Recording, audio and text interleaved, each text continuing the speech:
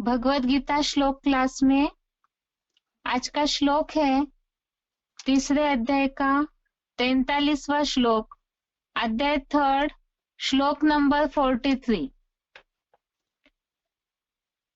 श्लोक है,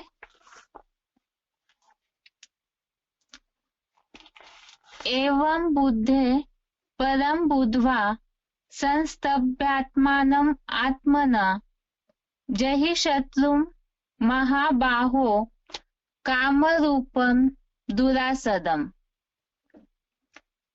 श्लोक दोबारा, एवं बुद्धे परम बुद्ध्वा संस्तभ्यात्मानं आत्मना जहि शत्रुं महाबाहो कामरूपं दुरासदम्।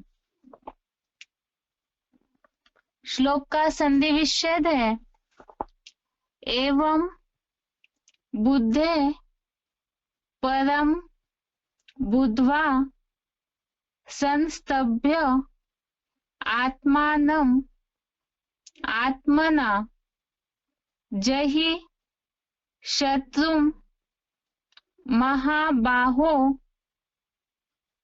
कामरूपं दुरासदम्।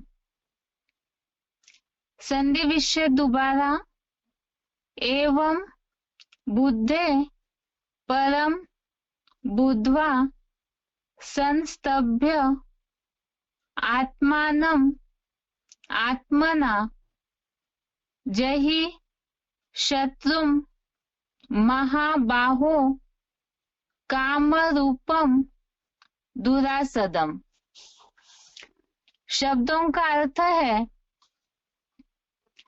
एवं अर्थात ऐसे, बुद्धे अर्थात बुद्धि से, परम अर्थात प्रबल है, बुद्ध्वा अर्थात जानकर, आत्मानं अर्थात अपनी आत्मा को, आत्मना अर्थात अपने द्वारा, संस्तभ्य अर्थात संपूर्ण स्थिर करके, महाबाहो अर्थात हे दीर्घ बाहु, दुरासदम अर्थात कठिनाई से वश होने वाले, काम रूपम अर्थात काम विकार रूपी, शत्रुम अर्थात शत्रु को, जहि अर्थात मार डाल।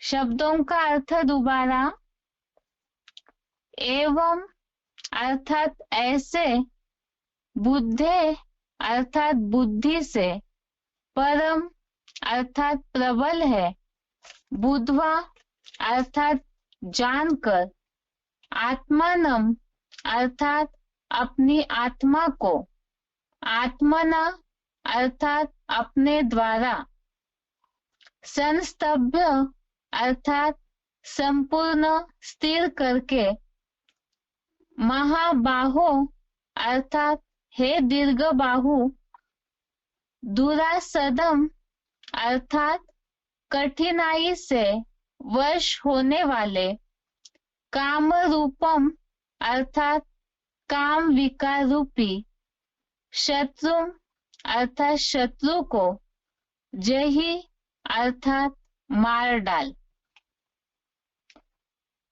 श्लोक का अर्थ देखते हैं, ऐसे बुद्धि से जो प्रबल है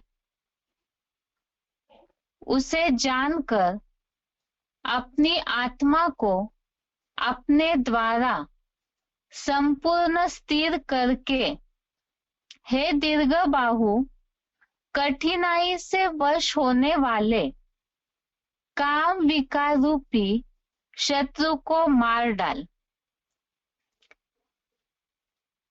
ये तीसरे अध्याय का अंतिम श्लोक है, जिसमें काम विकार रूपी शत्रु किस तरह से मनुष्य की बुद्धि को नाश करता है हमने पहले देखा है। इसीलिए भगवान ने इस काम विकार रूपी शत्रु को मारना चाहिए और कैसे मारना है उसका तरीका ही इस श्लोक में बताया है। कल हमने एक सिलेक्टेड पॉइंट भी समझा था, वो इसी श्लोक से रिलेटेड भी था। पहले हम इस श्लोक का अर्थ समझते हैं कि ऐसे बुद्धि से जो प्रबल है, इंद्रिया प्रबल है क्योंकि बाह्य है और भोगने की आदत हुई है उनको।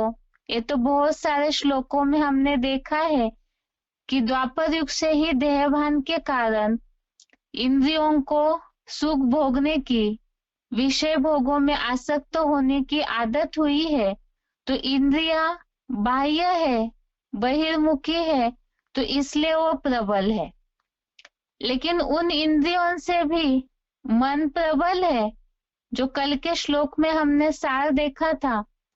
इंद्रियों से मन प्रबल है, मन से बुद्धि प्रबल है, और बुद्धि से भी प्रबल बुद्धिमानों की बुद्धि परमात्मा है। ऐसे बुद्धि से जो प्रबल है उसे जानकर, अर्थात उस परमात्मा को जानकर, अपनी आत्मा को अपने द्वारा संपूर्ण स्थिर करके कठिनाई से वश होने वाले काम विकार रूपी शत्रु को मार डाल। एक बार क्लैरिफिकेशन सहित अर्थ भी देखते हैं ताकि इस श्लोक का अर्थ सही रीति समझ आए। ऐसे बुद्धि रूप त्रिनेत्री शंकर या आदम से जो प्रबल है।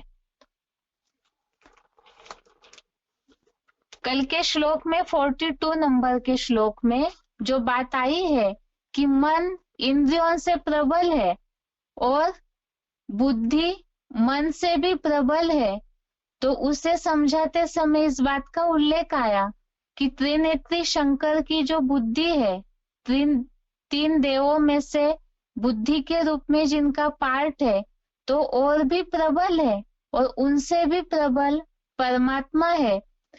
यहाँ उसी का उल्लेख फिर से आया। ऐसे बुद्धि रूप त्रिनेत्री शंकर या आदम से जो प्रबल है, उस आकर्षण मूर्त को परम पिता जानकर, अर्थात जो त्रिकालदर्शी सदाशिव ज्योति है, वो बुद्धिमानों की बुद्धि और भी प्रबल है, अति सूक्ष्म है, तो उसीलिए वो प्रबल भी है। तो उन्हें जान करके दूसरी स्टेप बताई यहाँ, उसके आगे और एक तरीका बताया है।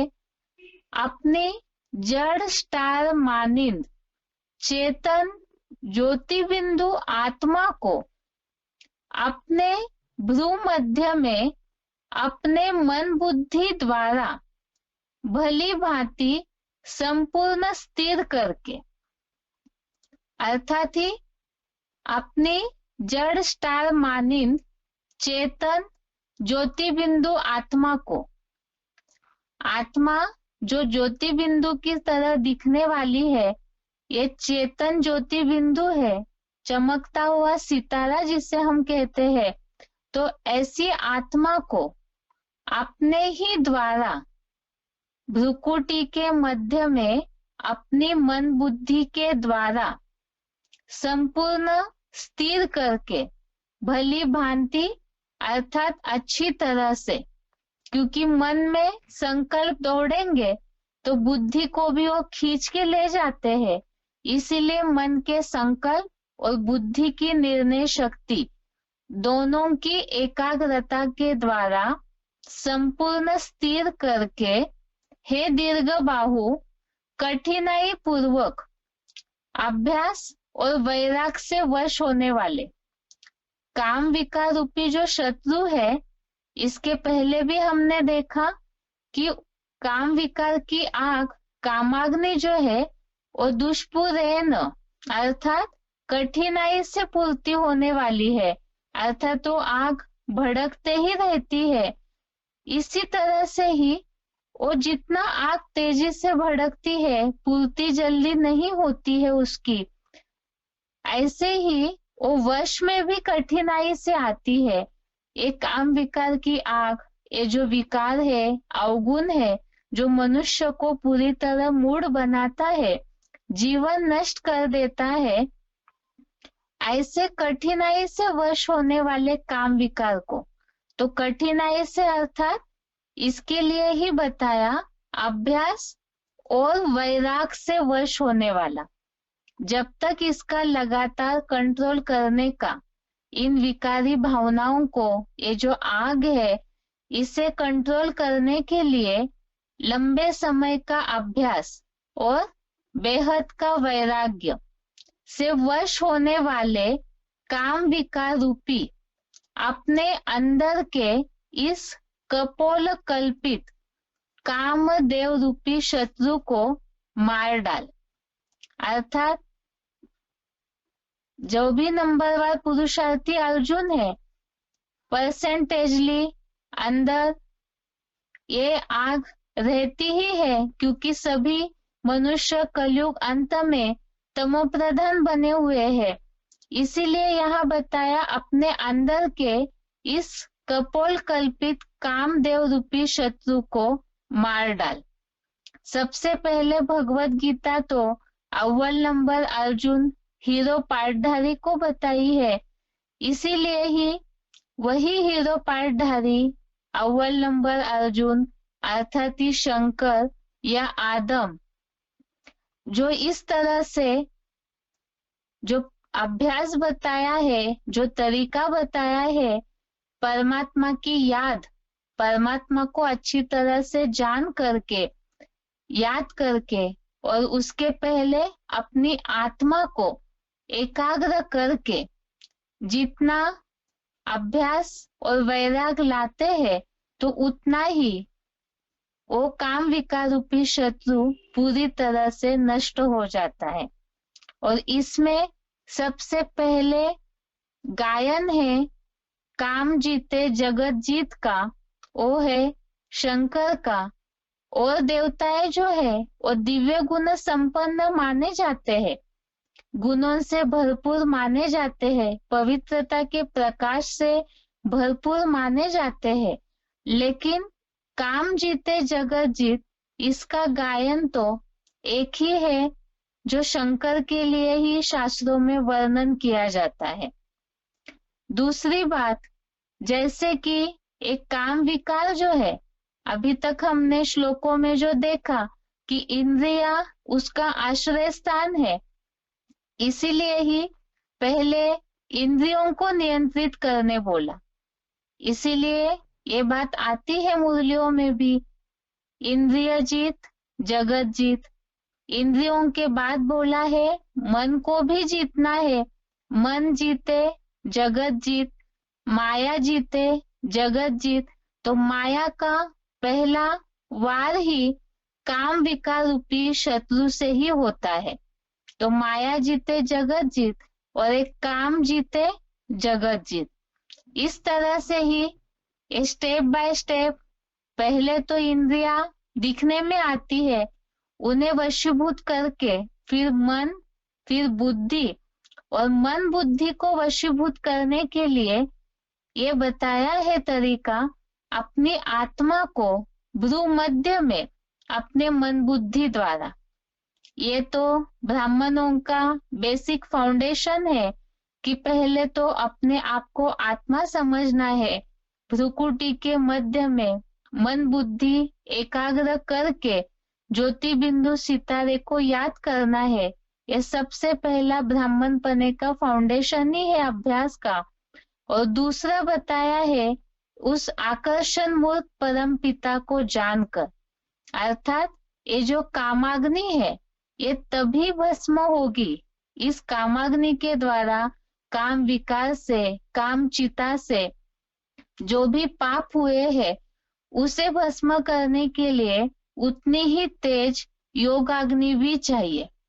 मुरलियों में इसके लिए शिव बाबा बोलते हैं कि शिव बाबा इस सृष्टि पर आकर के काम चिता से निकालकर काम चिता पर सभी बैठ के काले बन गए हैं, तो भगवान परमात्मा आकर के काम चिता से ज्ञान चिता पर बिठाते, ज्ञान शिक्षा पर बिठाते, और एक ज्ञान योग की अग्नि से पाप जितने भस्म होंगे उतना ही गोरे बन जाते हैं।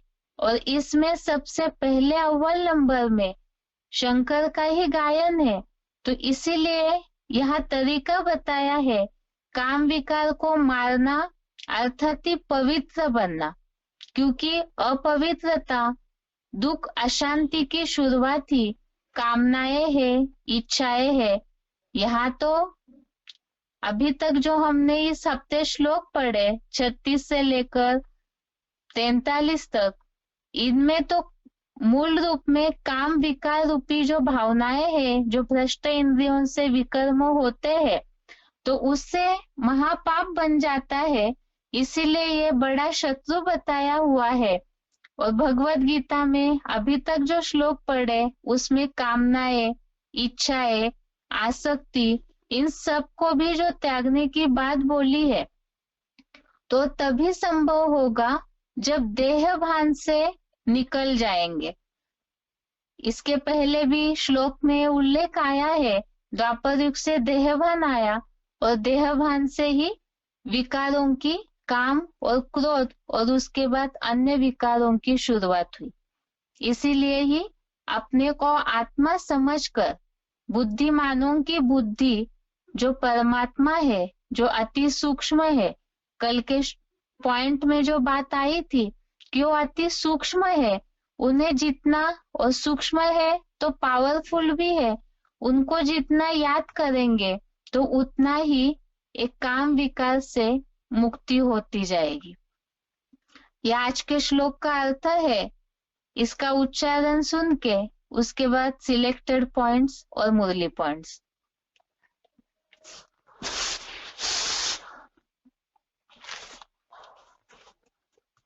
एवं बुद्धि परं बुद्ध्वा संस्तभ्यात्मानमात्मना जहि शत्रुं महाबाहो कामरूपं दुरासदम्। ऐसे बुद्धि रूप त्रिनेत्री शंकर आदम से जो प्रबल है, उस आकर्षण मूर्त को परमपिता जानकर अपनी जड़ स्टार मानिंद चेतन ज्योति बिंदु आत्मा को अपने भ्रूमध्य में अपने मन बुद्धि द्वारा भली भांति संपूर्ण स्थिर करके, हे दीर्घ बाहु, कठिनाई पूर्वक अभ्यास और वैराग से वश होने वाले काम विकार रूपी अपने अंदर के इस कपोल कल्पित कामदेव रूपी शत्रु को मार डाल।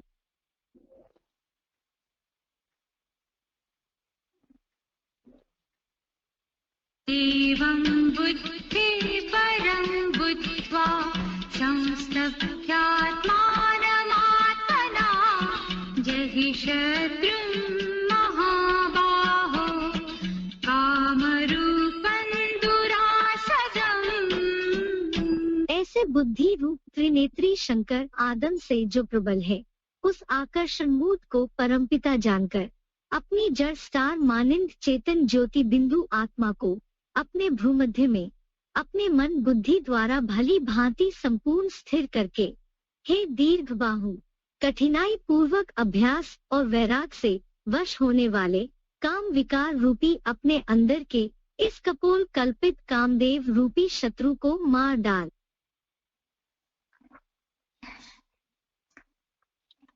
आगे सिलेक्टेड पॉइंट है।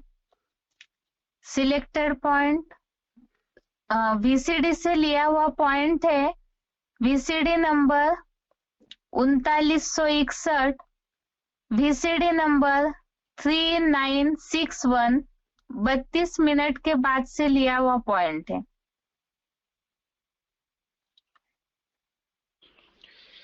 इसके लिए काम कहा जाता है क्या? काम पर जीत पहनने से तुम क्या बन जावेंगे? जगत जीत बन जावेंगे। सतयुग में तो जगत नहीं होता, त्रेता में भी नहीं होता, द्वापर में होता है। सारा जगत कब कहें? सारा जगत तो कहेंगे कि जहां है, सब धर्म की आत्माएं इकट्ठी हो जाती हैं, तो उसको कहते हैं विश्व धर्मों का संगठन इकट्ठा हो गया। तो जगत जीत कब बनेंगे ऐसे? जब ये काम विकार के ऊपर जीत पहने और इसको जितना भोजन देते जाएंगे, किसको? कामना की पूर्ति करने के लिए जितना भोजन देते जाएंगे उतना क्या होगा? ये बढ़ेगा घटेगा? हाँ, बढ़ेगा। जैसे आग है ना, इसको काम आग नहीं कहते हैं ना। आग में जितना घी डालेंगे तो क्या होगा? आग और ज्यादा बढ़ेगी कि घटेगी? और बढ़ेगी। तो बताया जगत जीत काम पर जीत पाने से बनेंगी। क्यों भाई? क्यों काम पर जीत पहनने से जगत जीत बनेंगे? क्योंकि जीत पहनते हो ना, वो साधु सन्यासी विद्वान पंडिताचार्य कोई काम के ऊपर अरे जीत थोड़े ही पहनते हैं, जीत पहनते हैं कि और ज्यादा प्रैक्टिस बढ़ाए रहे हैं, कि छोड़ देते हैं, और ज्यादा प्रैक्टिस्ड होते जा रहे हैं। तो जीत नहीं पहनते। वो जो सन्यासी होते हैं ना, उनके पास कोई थोड़े ही अहम ऑब्जेक्ट होता है, क्या? कि इस कामना को खलास करना है, इस काम को खत्म करना है। कि हम जीत पहनते हैं इस काम विकार के ऊपर। नहीं, जीत तो कोई भी पहन ही नहीं सकते। क्यों नहीं पहन सकते? क्योंकि काम पर जीत पाने का जो मिसाल है वो शास्त्रों में किसका है? कौन से देवता का? कोई देवता है जिसने अपने अंदर के काम विकार को भस्म कर दिया? उन्होंने बता दिया कोई बाहर का काम देवता है, उसको भस्म कर दिया। अरे बाहर का नहीं है, हर मनुष्य मात्र के अंदर, इस दुनिया में हर प्राणी के अंदर अपने अंदर ही काम विकार भरा पड़ा है। उसको जीत पहनना उसके ऊपर, ये कोई की बस की बात नहीं है। जब तक उस काम जीत को न पहचाना जाए जो शास्त्रों में भारत में आज भी प्रसिद्ध है। कौन? जिसको कहते हैं काम जीते जगत जीत। क्या? जिसने सारे जगत को जीत करके जगन्नाथ की उपाधि धारण करी है, विश्वनाथ की उपाधि धारण की। तो कोई भी जीत नहीं पहन सकते। कब तक नहीं पहन सकते? कब तक नहीं पहन सकते? जब तक उस जगत जीत को, उस विश्वनाथ को पहचानेंगे नहीं। कौन है जगत जीत? शिव, ज्योति बिंदु। वो कहते हैं मैं तो जगत जीत बनता ही नहीं, मैं विश्व का मालिक बनता ही नहीं, तुम बच्चों को बनाता हूं।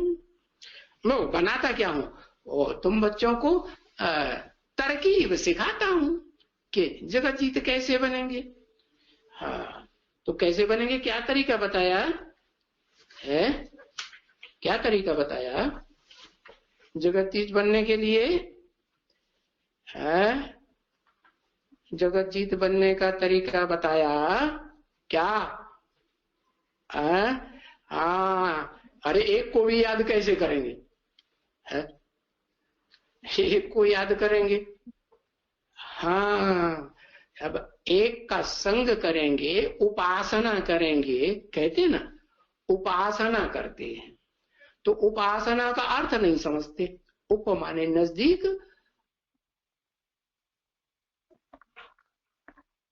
अभी के पॉइंट में एबीसीडी 2780 का पॉइंट था जो हमने अभी समझा इस पॉइंट में कि जगत जीत बनने का गायन तो एक का ही है और जब तक उसे नहीं पहचानते हैं, पहचान करके एक्यूरेट याद करते हैं, तभी ही ये जो काम विकार रूपी शत्रु है उस पर जीत पा सकते हैं। आज के श्लोक में यही बात है, एक तो काम पर जीत पाके पवित्र बनना है और दूसरा पवित्र बनने के लिए योगी बनना अर्थात भगवान को यथार्थ पहचान कर उन्हें याद करना जरूरी है। आगे का VCD का पॉइंट है 3961 3961।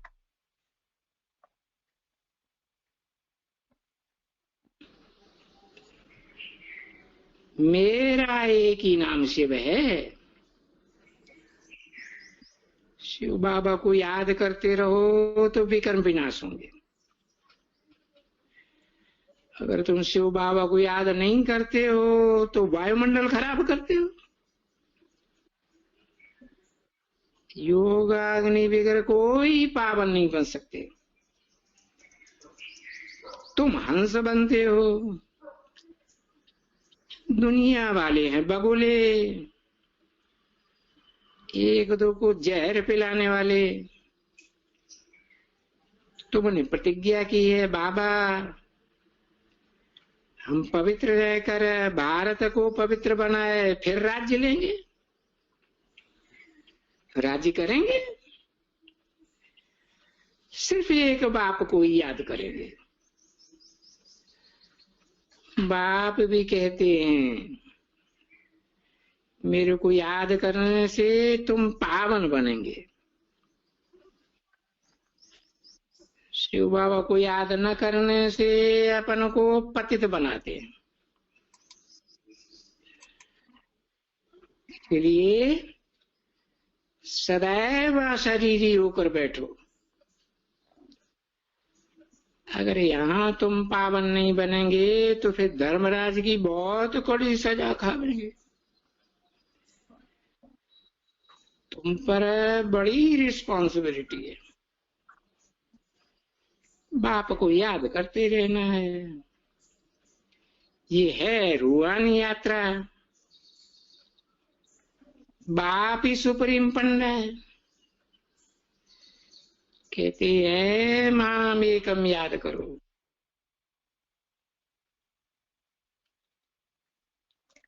अभी के पॉइंट में जैसे बात आई, एक तो शिव बाबा को याद करने की, पावन बनना है तो शिव बाबा को याद करना है, और दूसरा बताया अशरीरी बन करके बैठना है।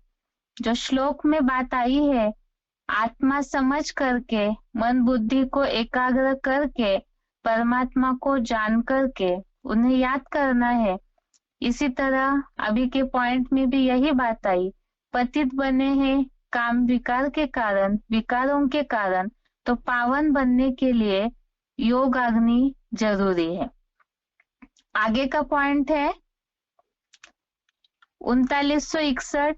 इसी VCD का पॉइंट है 30 मिनट के बाद से लिया हुआ 3961।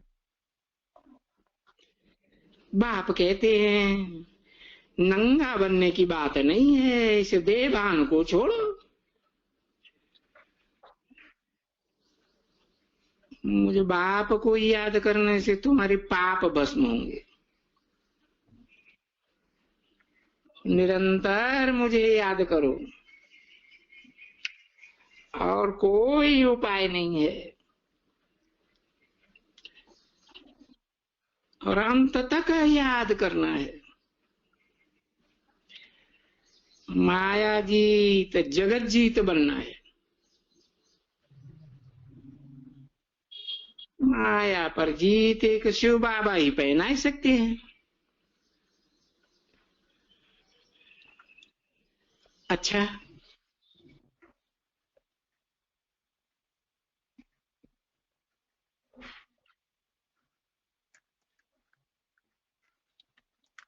आगे का पॉइंट है VCD number 3913, VCD number 3913, 60 minute के बाद से लिया हुआ पॉइंट।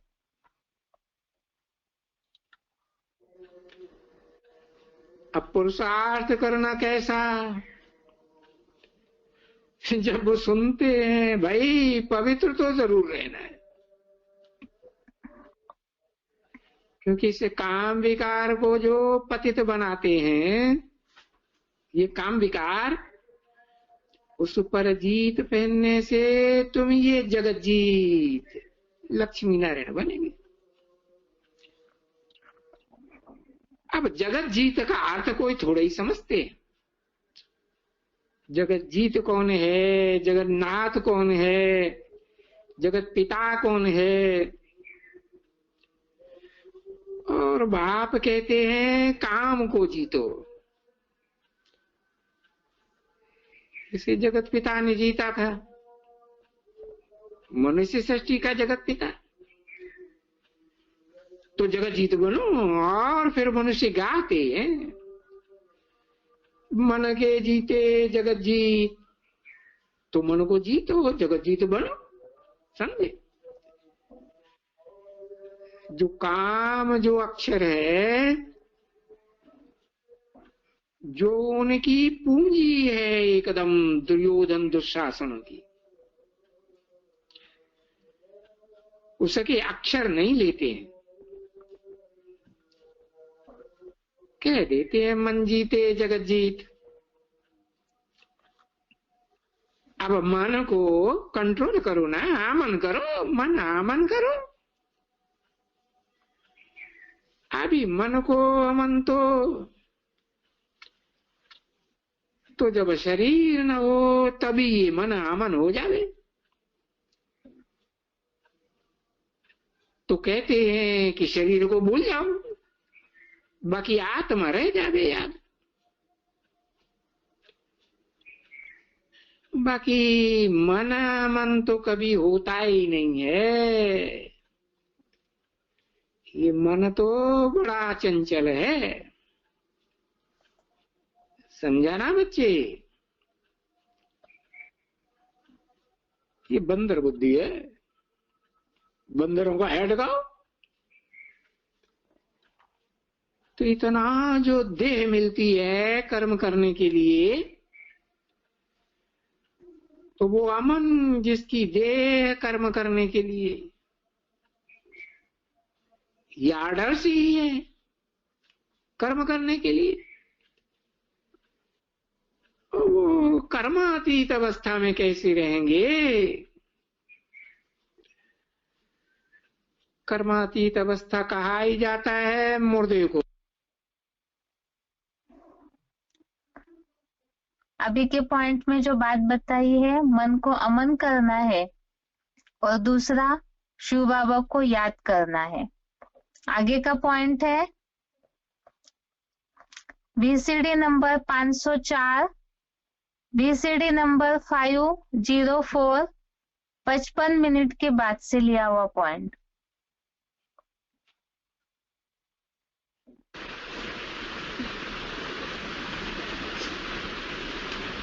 कोई भी कामजीत नहीं बन के दिखाया। कोई सन्यासी उदासी ने आज तक कामजीत बन करके दिखाया? काम जीते जगत जीत होना चाहिए। कोई भी धर्म पिता, कोई भी धर्म गुरु, कोई भी साधु सन्यासी जगत जीत के रूप में संसार के सामने पेश नहीं हुआ। क्यों? क्योंकि बल ग्रहस्थ को छोड़ देते हैं तो भी इंद्रियां चलायमान रहती हैं। इंद्रियां चंचलता करती रहती हैं, इंद्रियों के वशीभूत हो जाते हैं। कहावत है इंद्रिय जीते जगत जीत। कोई ने भी इंद्रिय को नहीं जीता। शंकर के लिए गायन है कि उन्होंने काम को जीता, कामदेव को भस्म कर दिया। इंद्रियों के ऊपर इतना कंट्रोल किया कि शंकर का जो विग्रह है, शरीर रूपी विग्रह है, वो आज भी पूजा जाता है। किस रूप में पूजा जाता है? लिंग के रूप में पूजा जाता है। वो शरीर की प्रक्रिया ऐसी बना ली कि जैसे इंद्रियां होते हुए भी न होने के समान, कानों से ग्लानि सुनते हैं सारी दुनिया की, रेडियो में सुनते, टेलीविजन में सुनते, अखबारों में सुनते, मिलने जुलने वाले मनुष्यों के द्वारा सुनते, समाज के द्वारा सुनते, परिवार के द्वारा सुनते, अलौकिक ब्राह्मण परिवार के द्वारा भी सुनते।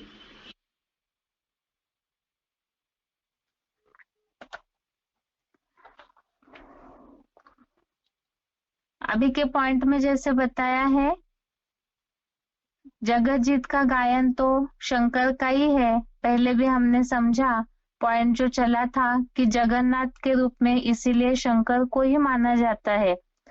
तो ऐसे ही परमात्मा को पहचान कर आज के श्लोक का जो सार है, जितना हम मन को अमन बनाएंगे, अशरीरी होंगे और मन बुद्धि को एकाग्र करके जितना योगाग्नि में तपेंगे तो उतना ही पवित्र बन सकते हैं, पावन बन सकते हैं और काम जीते जो बताया है, विकार पर जीत पाकर के उस शत्रु को मारना है और पवित्र बनना है। आगे है मुरली पॉइंट्स। मुरली तारीख है 19 अगस्त 1968, मुरली डेट 19 अगस्त 1968। बाप कहते हैं काम महाशत्रु है, इन पर जीत पहनी तो जगत जीत बनेंगे। पॉइंट दोबारा, बाप कहते हैं काम महाशत्रु है, इन पर जीत पहनी तो जगत जीत बनेंगे। दूसरा पॉइंट, मुरली तारीख 20 फरवरी 1994, मुरली डेट 20 फरवरी 1994। आत्मा चक्षु की है सिविल बुद्धि, शरीर चक्षु की है क्रिमिनल बुद्धि। आत्मा चक्षु की है सिविल बुद्धि, शरीर चक्षु की है क्रिमिनल बुद्धि। इसमें जो बात आई है आत्मिक स्थिति बनाने की, तो आत्मिक स्थिति में रहेंगे, देह भान से न्यारे होंगे, तभी ही सिविल बुद्धि बन सकते हैं, अर्थात विकारी दृष्टि भी हट जाएगी। आगे का पॉइंट है मुरली तारीख 23 जुलाई 1999, मुरली डेट 23 जुलाई 1999। बाप से जब हमारी आंखें मिलती है तो सब दुख दूर हो जाते हैं। आंखें मिलाने का भी अर्थ समझाते हैं। अपन को आत्मा समझ, बाप को याद करो। यह है याद की यात्रा। इसको भी योगाग्नि कहा जाता है। इस योगाग्नि से तुम्हारे जन्म जन्मांतर के पाप भस्म हो जाएंगे। पॉइंट दोबारा, मुरली तारीख 23 जुलाई 1999। बाप से जब हमारी आंखें मिलती है तो सब दुख दूर हो जाते हैं। आंखें मिलाने का भी अर्थ समझाते हैं। अपन को आत्मा समझ, बाप को याद करो। यह है याद की यात्रा। इसको योगाग्नि भी कहा जाता है। इस योगाग्नि से तुम्हारे जन्म जन्मांतर के पाप भस्म हो जाएंगे। श्लोक में जो बात आई है, एक तो अपने को आत्मा समझना है, मन बुद्धि भ्रूमध्य में एकाग्र करना है, स्थिर करना है, और दूसरा याद करना है। तो यही बात इसमें आई है कि जितना याद करेंगे इस योगाग्नि से, विकारों के कारण ही पाप होते हैं, तो पाप भस्म हो जाएंगे। विकारों को मारना भी है और उन पापों को भस्म भी करना है, तो ये दोनों भी योगाग्नि से ही होगा। इसके पहले भी हमने दूसरे अध्याय में ये पॉइंट देखा था, योग बल ही भूतों को भगावेगा। आगे का पॉइंट है, मुरली तारीख 3 फरवरी 1967, मुरली डेट 3 फरवरी 1967।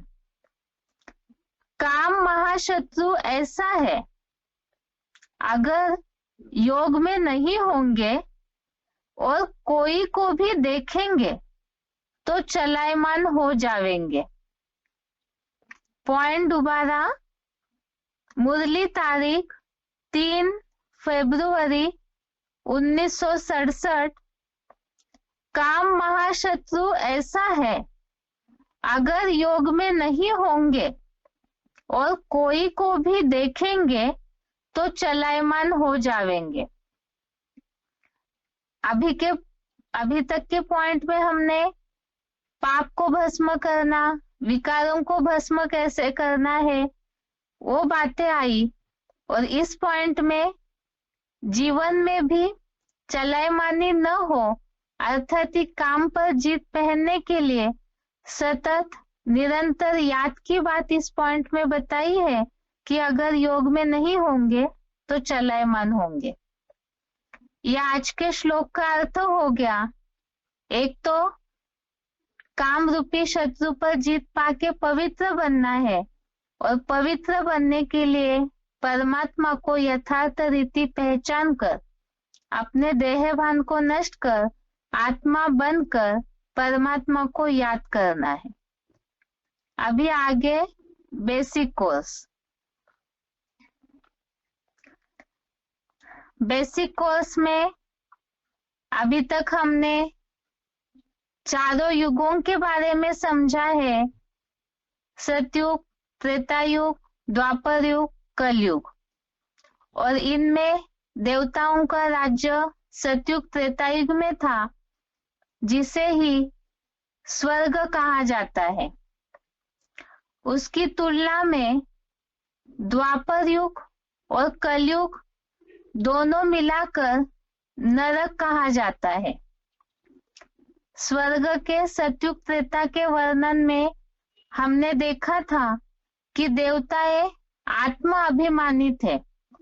आत्मा अभिमानी होने के कारण ही वहां पर सतयुग त्रेता युग में दिव्य गुणों से भरपूर थे, संपन्न थे, पावन थे, निर्विकारी थे, और जीवन उनका सुखमय था। प्रकृति के द्वारा अच्छा जीवन बिताते थे देवताएं।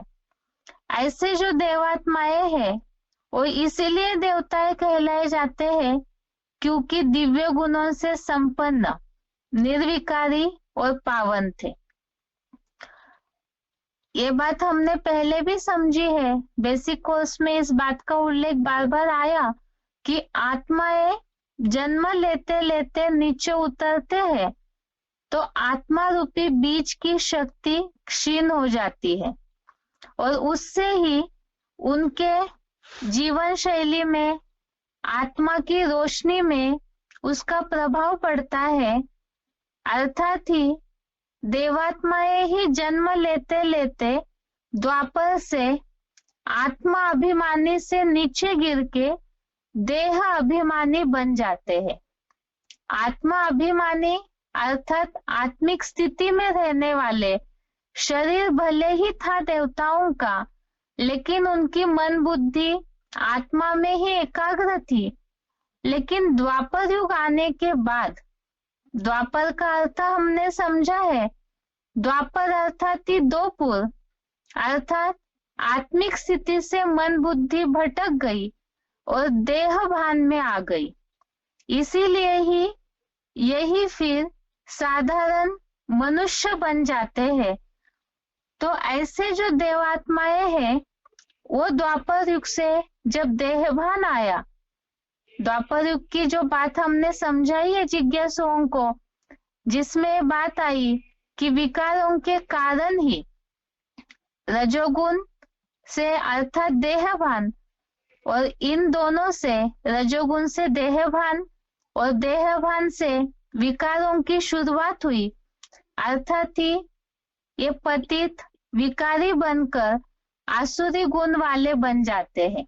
जैसे कि असुर है, ये देवता है, और असुर, इन दोनों के लक्षणों का उल्लेख 16वें अध्याय में किया हुआ है।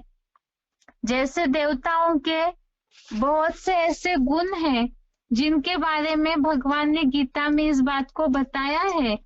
देवताएं जैसे तेजस्विता वाले हैं, धैर्य होता है देवताओं में, अहिंसा, सत्य, प्राणियों पर दया का भाव, चंचलता न होना, मीठापन, लोभहीनता, किसी के साथ द्रोह अर्थात धोखाधड़ी न करना, ऐसे बहुत से गुणों का, देवताओं का वर्णन भगवत गीता के 16वें अध्याय में किया हुआ है। और इसी के साथ साथ 16वें अध्याय में ही आसुरी गुणों का भी वर्णन किया हुआ है।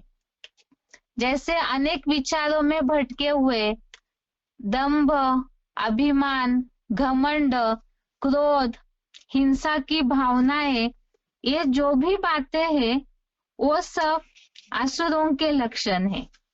तो और गहराई से इन लक्षणों को देखने के लिए 16वें अध्याय को पूरी तरह से गहराई से देखेंगे तो उसमें पूरी तरह देवता कैसे गुणों वाले हैं और वही नीचे गिर के जब अवगुणों से भरपूर, विकारों से भरपूर हो जाते हैं तो पांचों विकार और उसके साथ साथ अवगुण उनमें आते हैं।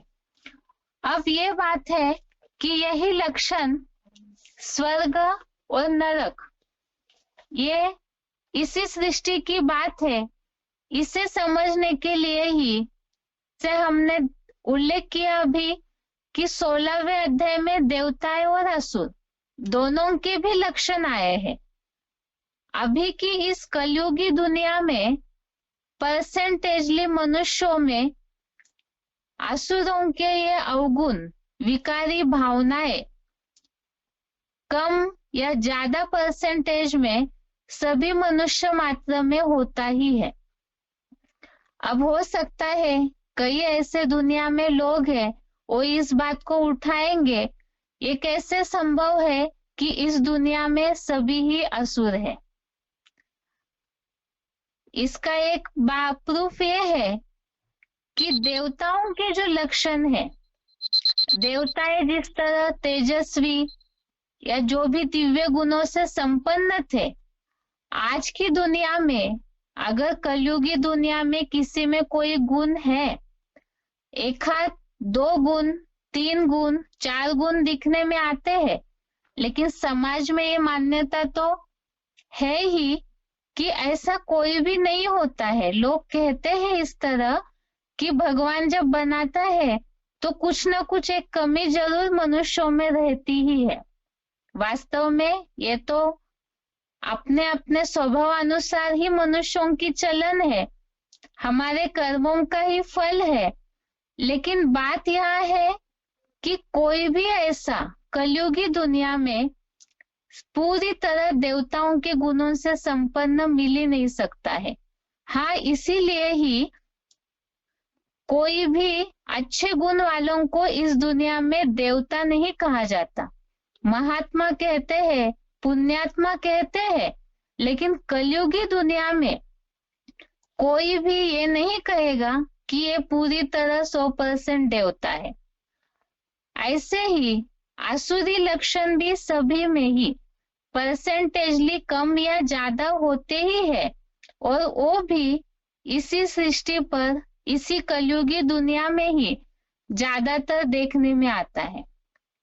इस बात से ये बात तो सिद्ध हो गई कि देवताएं और असुर, स्वर्ग और नरक, ये इसी सृष्टि की बात है, कोई ऊपर या नीचे की बात नहीं है।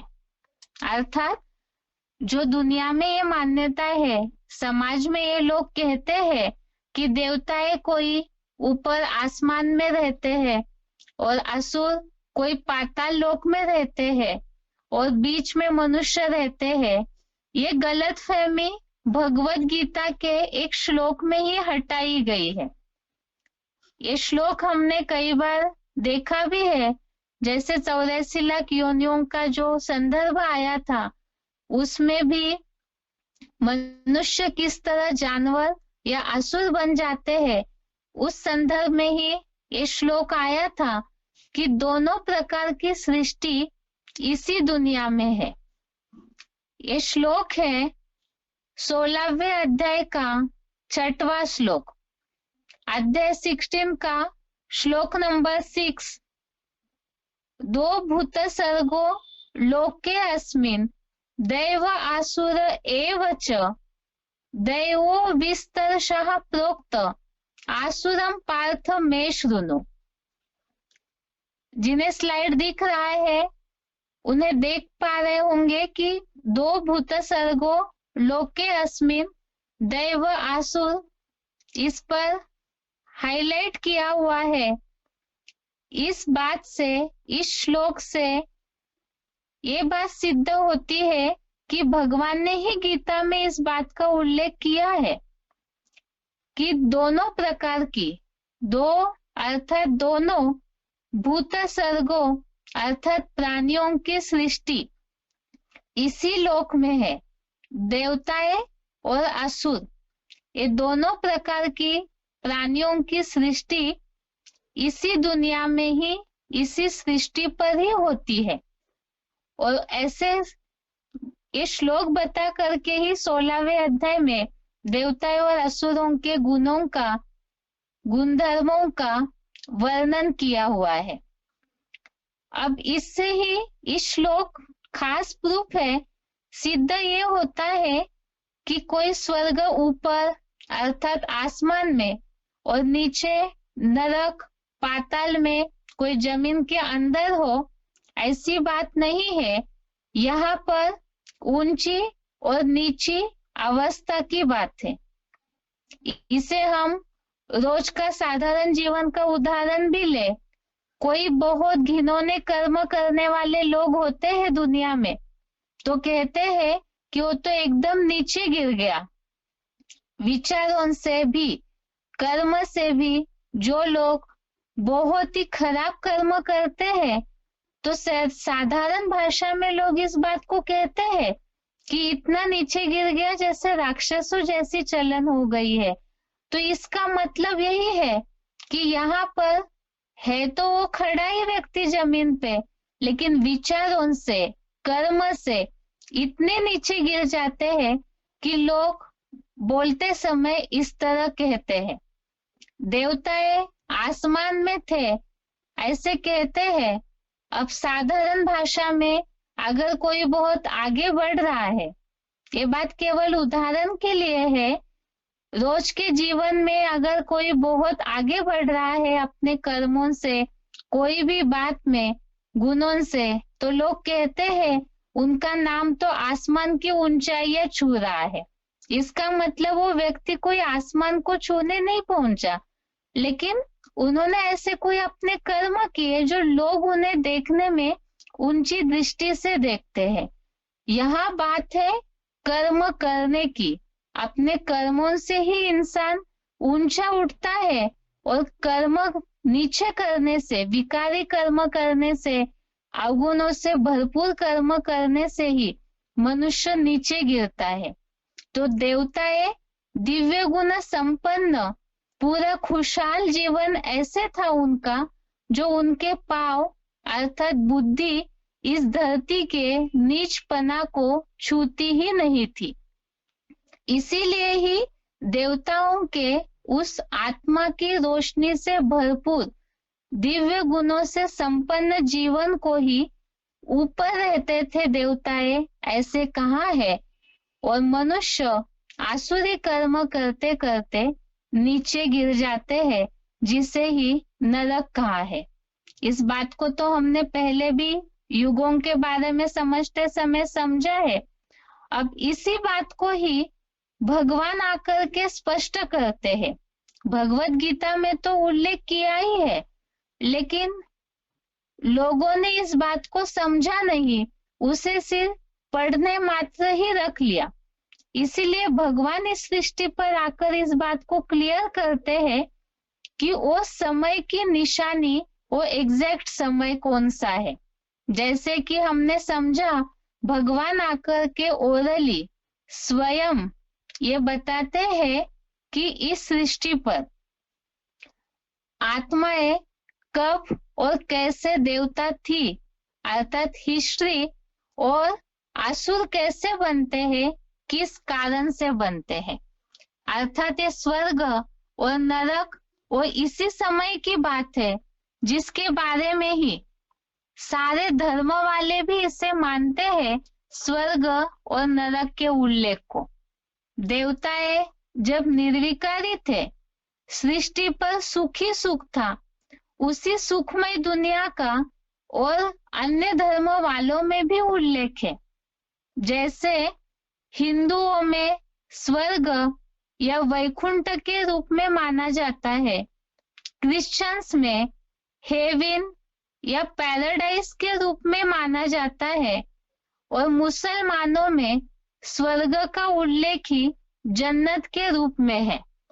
अर्थात ही सारे धर्म वाले ही, ये तो हमने समझा कि द्वापर युग आया तो धर्म पिताओं ने आकर मत मतांतर अलग करके धर्म अलग किए, धर्म खंड अलग हुए। है तो चाहे कोई भी धर्म वाले हो, है तो सभी एक ही शरीर की आकृति के, प्रकृति के पुतले ही। भले ही मत मतांतर द्वापर युग से अलग हुए, लेकिन भगवान जो निर्विकारी सृष्टि बनाते हैं तो उसका उल्लेख हर धर्म वाले मानते हैं, क्योंकि भगवान को सभी मानते ही है।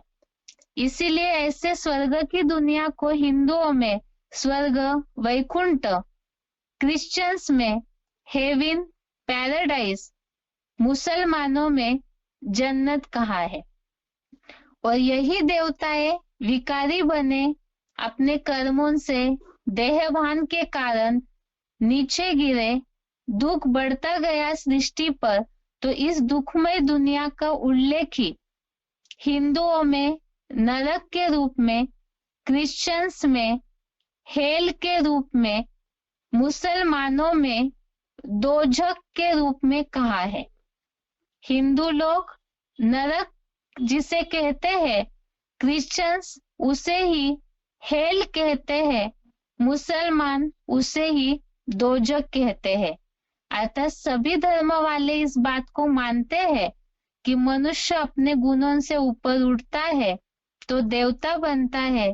जो सृष्टि, जो समय स्वर्ग कहलाता है, और जब नीचे गिरते हैं तो वही समय या वो सृष्टि नरक, हेल या दोजख कहलाई जाती है। अब प्रश्न ये उठता है कि आखिर ये स्वर्ग नरक कैसे बनता है, और इसका तरीका क्या है, किस कारण से ये सृष्टि नरक बनी। इसका कारण तो द्वापर युग शुरू हुआ, देहभान आया, देहभान के कारण विकार आए, और विकार आने के कारण सृष्टि नरक बनी। जिसके लिए ही बोला है, नर जो करता है सो नरक बनता है।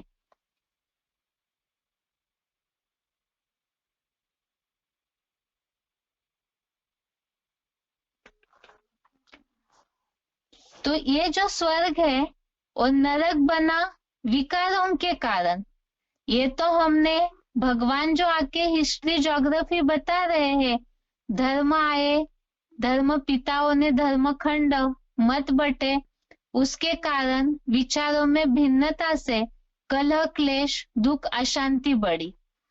ये तो भगवान आकर के ओरली बता ही रहे हैं, लेकिन इसका प्रूफ स्वर्ग से नरक के गेट खुलते कैसे है, इसका प्रूफ भगवत गीता में भी आया हुआ है। विकारों के कारण नरक के द्वार खुले और उसके लिए उपाय क्या है, देवताएं कैसे नरक में प्रवेश करते हैं, इन सारी बातों का उल्लेख भी भगवत गीता में आया है, जिसे कल श्लोकों के प्रूफ के साथ देखते हैं। आज के लिए गीता क्लास यहाँ तक ही। ओम शांति।